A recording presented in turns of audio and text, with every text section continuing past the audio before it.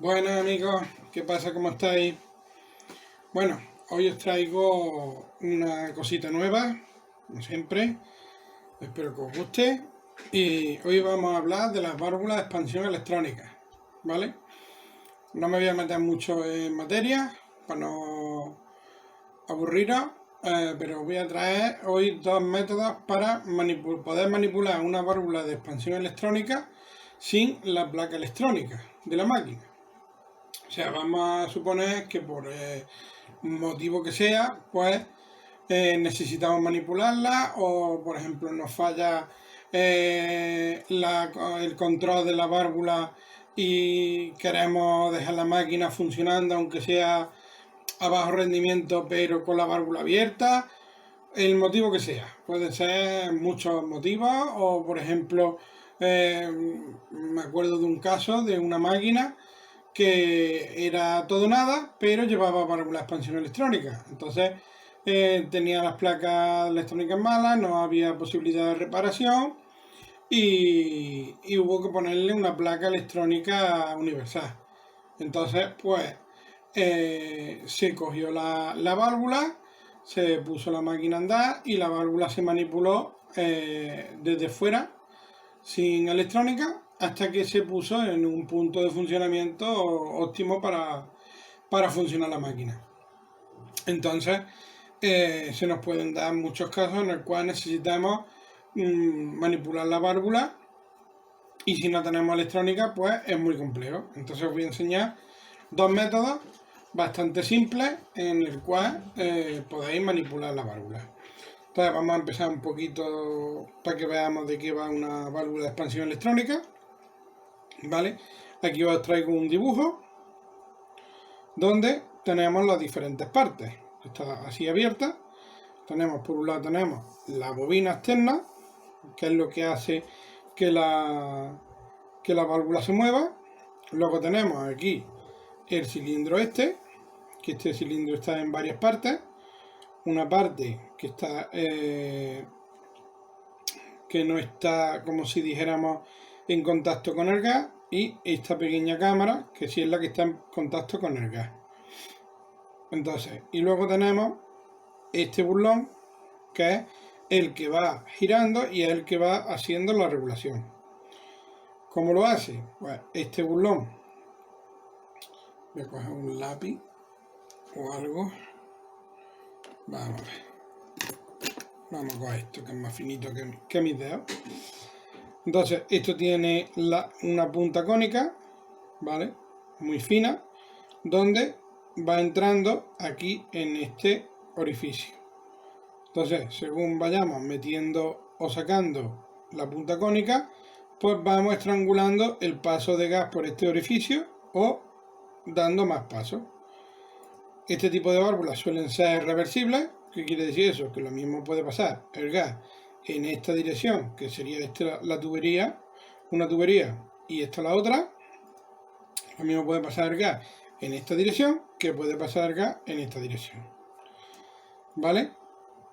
El funcionamiento pues sería el mismo. Este émbolo, mediante la bobina, pues va girando y como lleva rosca, va como si fuera una tuerca, pues va subiendo y va bajando. Y aquí, pues como hemos dicho, va estrangulando el orificio. Entonces, ¿cómo funciona una válvula de este tipo? Una válvula de este tipo funciona con el sistema de motores paso a paso. Un motor paso a paso no es un motor en el cual tú le metes corriente a una serie de cables y el motor empieza a girar. ¿Cómo es un motor paso a paso? Un motor paso a paso es que tú tienes una serie de bobinas, ¿vale? Vamos a ver si os puedo hacer un pequeño dibujo. Normalmente este tipo de motores van con 4 bobinas. Se representa, no quiere decir que la distribución dentro del motor sea así, claro está. Pero se representa de esta manera. Una bobina en horizontal y otra bobina en vertical. o sea, una pareja de bobinas, mejor dicho, y este sería, como si dijéramos, el rotor. Entonces tenemos 3 hilos y 3 hilos. ¿Qué es lo que se hace? Pues normalmente este tipo de motores llevan unidos los comunes de las bobinas. Y aquí es donde se le va metiendo alimentaciones. Pero no es una alimentación a una velocidad, otra alimentación, no. Esto lo que hace es que el rotor, ¿vale? Dependiendo de donde le metas un impulso, no estamos hablando de meterle corriente directa, sino un impulso coge una postura. Por ejemplo, vamos a suponernos que si le metemos alimentación, esto, por ejemplo, las bobinas que estamos hablando de las solenoides, de la válvula de expansión electrónica, normalmente van a 12 voltios.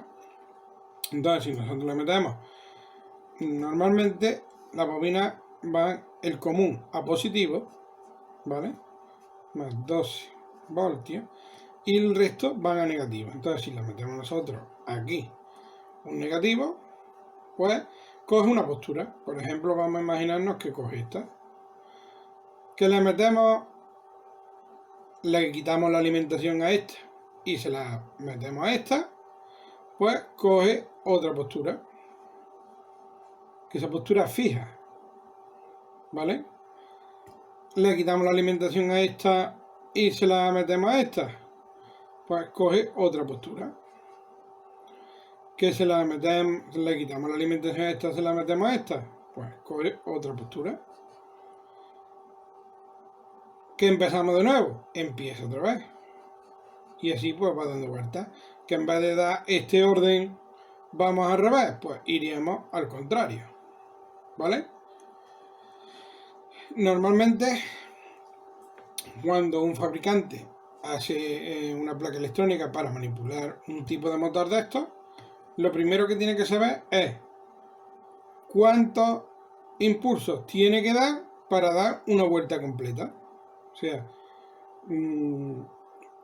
cuántas vueltas tiene que dar dándole impulso para dar una vuelta completa. Vamos a suponer que, por ejemplo, pues son 30. O sea, 30 impulsos es una vuelta completa. Y luego, ¿qué tiene que saber? Pues cuántas vueltas es el recorrido que tiene el vástago. Entonces, sabiendo los impulsos que necesitas por vuelta y las vueltas que necesitas para manipular el vástago desde, por ejemplo, lo más bajo a lo más alto o viceversa, pues podemos saber los impulsos que necesitamos para desplazar este vástago desde una punta hasta la otra. Que es lo que, por ejemplo, le pasa a las máquinas cuando normalmente le metemos corriente y se escucha el típico clac, clac, clac, clac, clac. Es reseteando la válvula. ¿Ese ruido qué es? Ese ruido es que como cuando se le ha cortado alimentación a la máquina no ha guardado la memoria en la postura que tenía puesta la válvula, pues lo que hace es que la resetea. La resetea es que le hace un recorrido completo. Entonces, la cierra y la abre. ¿Qué pasa? Que como no sabe dónde está la postura, si por ejemplo vamos a suponer que necesitamos 250 impulsos para mover el vástago desde una punta a la otra, pues él le da los 250 impulsos. ¿Qué pasa? Que si la válvula está intermedia, pues va a llegar más que de sobra, por ejemplo, a cerrar y le van a sobrar impulsos. ¿Qué pasa? Pues que eso lleva un resorte en el cual no aprietaría más, sino reventaría. ¿Vale? Entonces por eso se escucha el clac, clac, clac, clac, el resorte ese saltando, tanto para un lado como para el otro. ¿Vale? Entonces no habría problema en, aunque no sepamos dónde está la válvula, en pasarla de impulso. Porque no le pasa absolutamente nada. Entonces, es lo que estamos hablando. Eso sería el funcionamiento de la válvula electrónicamente. Entonces, ¿cómo hacemos para que la válvula podamos nosotros manipularla sin electrónica? Pues claro, estamos viendo que no es meterle corriente a un cable y ya sale el motor como si dijéramos girando. Entonces, ¿cómo lo hacemos? Pues tenemos dos posibilidades muy fáciles. Una, aunque la válvula va a 12 voltios, es más fácil, porque claro, nosotros vamos a ir por ejemplo, a una vivienda que vamos a tener una limitación a la hora de poder llevar cosas. Entonces, llevar una fuente de alimentación de 12 voltios y tenéis que buscar un enchufe para enchufar y todo, es más complejo. Pero sí podemos llevar una pila de 9 voltios, ¿vale? Una pila de 9 voltios. Donde nosotros cogemos el positivo, lo conectamos aquí y con el negativo pues vamos dando impulso a los distintos cables, ¿vale? Tenemos que saber el orden, claro está, ahora vamos a verlo. Y dándole impulso pues podemos, de primera instancia no sabríamos si estamos abriendo o estamos cerrando.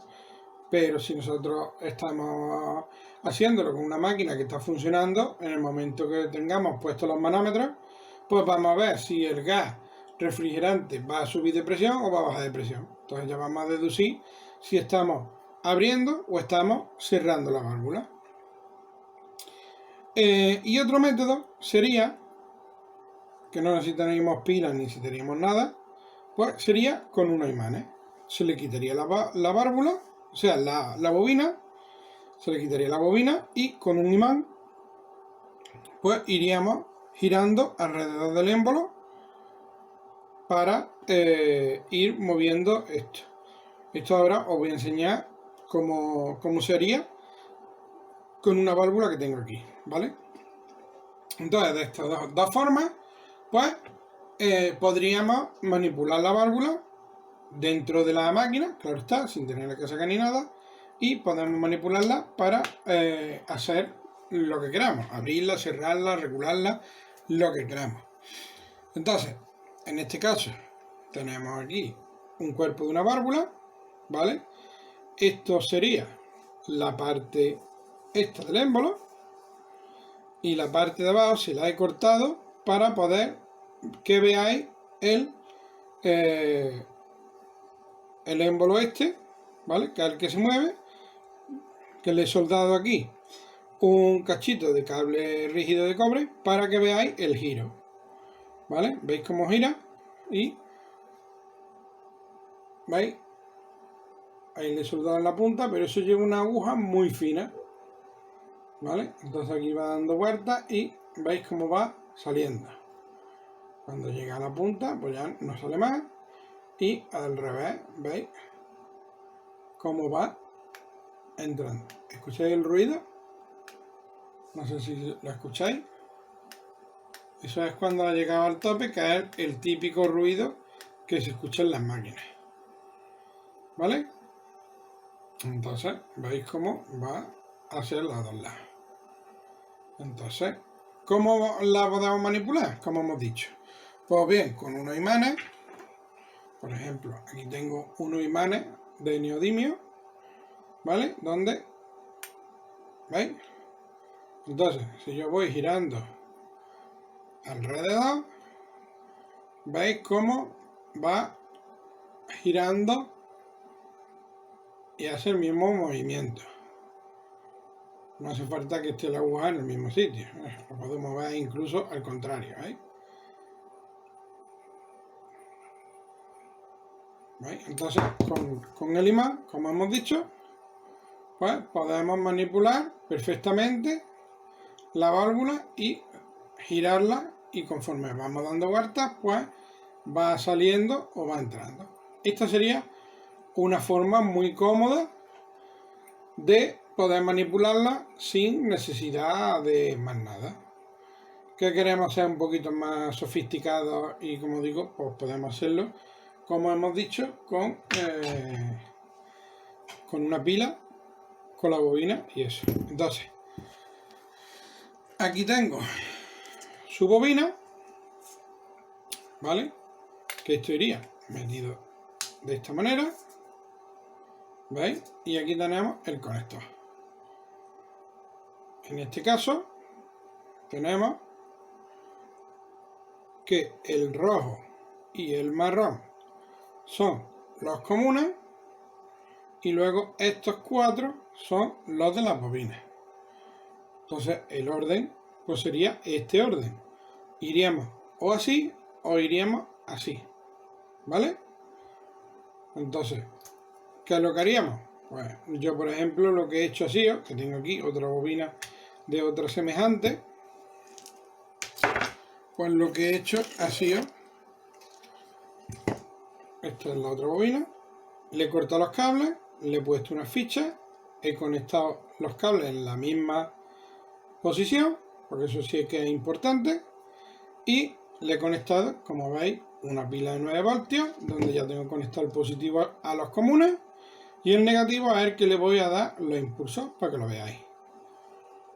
Entonces, tenemos aquí conectada ya la bobina y vamos a ver para que lo veáis bien. Entonces, tenemos aquí, como hemos dicho, el negativo, donde vamos a empezar a darle, ¿veis?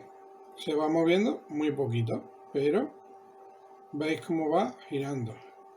Podríamos incluso contar los impulsos que necesitamos para dar una vuelta completa. Es muy importante que no nos despistemos de ninguno, porque si no tenemos el siguiente problema. Vamos a suponernos que nos vamos a saltar este. Yo le doy impulso a este, ¿veis? Me salto este, ¿veis? No hace nada. En este caso no hemos tenido problema, pero vamos a hacerlo otra vez. ¿Veis? Cómo hace cosas raras. Si tuviéramos el problema de que en la placa electrónica no nos diera impulso en una, ¿veis el problema? La válvula no se mueve, porque está siempre para adelante y para atrás. Si no lleva su orden, la válvula no podemos controlarla, ¿veis? En el momento que ya lo paso por todos lados, pues la válvula sigue su movimiento. ¿Que lo hacemos al revés? ¿Veis? Va girando, ¿veis? Entonces, por eso también es muy importante controlar que en las máquinas todos los impulsos nos los dé a la válvula, porque si no tenemos el problema de que no gira bien. ¿Veis? Podemos ir todo lo rápido que queramos. Cuanto más rápido vayamos, pues más rápido va el burlón girando.